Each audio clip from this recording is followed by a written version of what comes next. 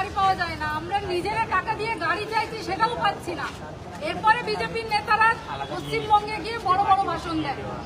এর থেকে লজ্জার কথা আর হতে পারে না। পশ্চিমবঙ্গে আসুন, মমতা বন্দ্যোপাধ্যায়ের কাছ থেকে শিখে নিন কিভাবে সব ধর্মের মানুষ, সব বর্ণের মানুষ, সব পলিটিক্যাল মানুষকে কিভাবে আপ্যায়ন করতে হয়। পশ্চিমবঙ্গে এসে দেখে যান। এটা তো ত্রিপুরা সরকারের লজ্জা, এটা ত্রিপুরা স্টেট গভর্নমেন্ট এবং প্রশাসনের ফেলিয়ার যে আজকে 3 জন সিটিং এমপি, একজন মিনিস্টার, একজন এক্স এমপি, একটা পার্টির ডেলিগেশনকে যারা নিজেদের অফিস ভাঙা হয়েছে বলে ভিজিট করতে এসছে, একটা 5-6 জনের ডেলিগেশন তাদের পার্টি অফিস ভাঙা হয়েছে বলে আপনাদের পশ্চিমবঙ্গে তো আপনারা 365 দিন ডেলিগেশন পাঠাচ্ছেন। আপনাদের ক্যাবিনেট মিনিস্টার থেকে শুরু করে ইউনিয়ন মিনিস্টার থেকে শুরু করে আপনাদের এমপি এমএলএ কেউ বাদ নেই এবং গভর্নমেন্ট প্রতিনিয়ত তারা যাচ্ছে, গভর্নমেন্ট থেকে তাদেরকে প্রোটোকল দেওয়া হচ্ছে, প্রোটেকশন দেওয়া হচ্ছে। আপনাদের এত কিসের ভয়?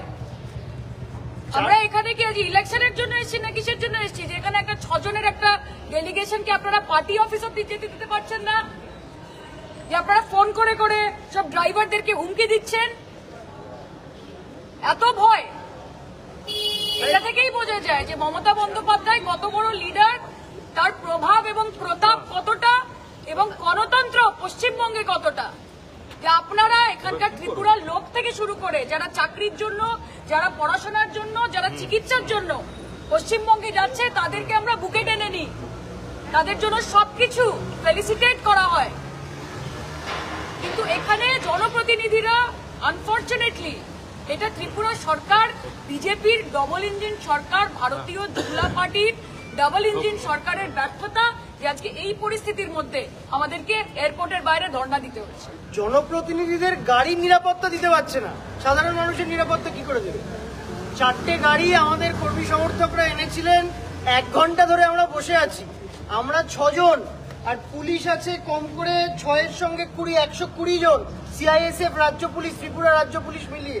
তারা এখনো পর্যন্ত একটা সিঙ্গেল গাড়ি আমরা পাইনি। আমরা বলছি মন্ত্রী প্রোটোকলে যে গাড়ি পায় সেই গাড়িটা পেলে আমরা এগিয়ে যেতে পারি। আর যদি গাড়ি না দেন অটো করে যেতে পারি, হেঁটে যেতে পারি। হেঁটে যেতে দেবো না তার কারণ নিরাপত্তা সুনিশ্চিত করতে পারবো না। অর্থাৎ ললেসনেস পরিষ্কার, জঙ্গল রাজ পরিষ্কার। এখান থেকে প্রমাণ হয় যে ডবল ইঞ্জিনের দুয়ারে গুন্ডারাজ আর বাংলার সরকারের দুয়ারে সরকার। মমতা বন্দ্যোপাধ্যায়ের সৌজন্যের রাজনীতি বনাম বিজেপির এই অভদ্রতার রাজনীতি।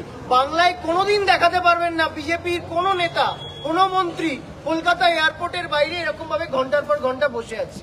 আমরা তাদেরকে সযত্নে কর্ডন করে তারা তাদের সভাস্থলে পৌঁছয়, এই জিনিস দেখা যায় না। 3 জন এমপি, মহিলা ছেড়ে দিন, 3 জন এমপি, একজন এক্স এমপি, পুলিশ একবার করে আসছেন, একবার করে চলে যাচ্ছে। তাদেরকেও ফোন করে বলা হয়েছে যে আসা যাবে না, নট টু গো দেয়ার। এটা কি হচ্ছে আপনাদের? আমরাই তো অর্গানাইজ করছিলাম। সকাল থেকে যদি গাড়ি ঢোকে আর গাড়িগুলোকে হুমকি দিয়ে পাঠিয়ে দেওয়া হয়, এটা কি করে হতে পারে? আমাদের নেতা কর্মীরা তো মূলত রয়েছেন পার্টি অফিসে, যারা নিতে এসছেন প্রতিনিধি দলকে, গাড়িগুলোকে সরিয়ে দেওয়া হচ্ছে। যা যা গাড়ি আনার চেষ্টা হচ্ছে, গাড়িগুলোকে রাস্তায় থামিয়ে দেওয়া হচ্ছে। ভাড়া করে আনার চেষ্টা হলে তাদের ফোন করিয়ে করিয়ে থামানো হচ্ছে। কর্মীরা আসতে গেলে তাদেরকে আটকে দেওয়া হচ্ছে। এবার আমরা এখান থেকে এয়ারপোর্ট থেকে যাতে আমরা না বেরোতে পারি, পার্টি অফিস না যেতে পারি, তার সমস্ত রকম আয়োজন। প্রিপেড ট্যাক্সি নিতে দিচ্ছে না, ভাবতে পারছেন? প্রিপেড ট্যাক্সিটা নিতে দিচ্ছে না। প্রিপেড ট্যাক্সি তো পয়সা দিয়ে সবাই নিতে পারে, তারা টাকা ফেরত দিয়ে দিচ্ছেন না, তৃণমূলের দলকে দেওয়া যাবে না। এটার মানে কি? স্টেট গভর্নমেন্টের সঙ্গে কি আপনারা যোগাযোগ করেছিলেন? আমাদের পার্টি বিষয়টা দেখছে। আমরা অফিসিয়ালি যেটুকু জানাবার যা কমিউনিকেশন সেইগুলো পুলিশকে জানিয়ে দেওয়া হয়েছিল যে টিম আসছে, বাকিটা তো পুলিশের দায়িত্ব। I have handed over the letter, এটা ওনার অফিস থেকে